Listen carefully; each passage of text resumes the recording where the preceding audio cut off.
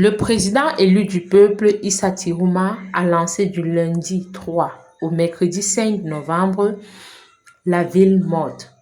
À cette problématique ou bien à cette question, les Camerounais sont mitigés.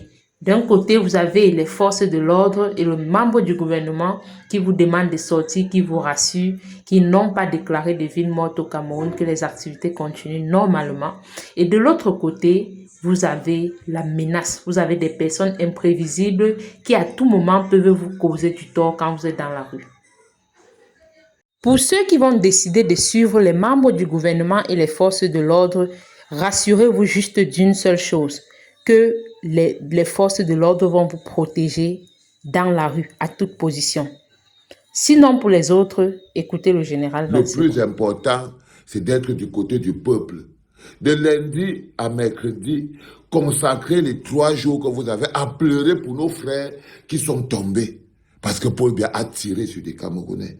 Il y a ce qu'on appelle le tchoro en étole. Il y a toujours un rituel qu'on fait quand il y a une mort violente quelque part. Et les 3 jours-là sont les 3 jours de rituel. Quand vous devez rester chez vous, vous devez rester chez vous. Celui qui va mettre le nez dehors, s'il voit l'agresseur venir, qu'il sache que c'est la milice de Paul Atanganji. Parce que l'objectif de la milice de Paul Atanganji, c'est d'abord de voir les premières personnes qui vont ouvrir les boutiques pour venir les casser.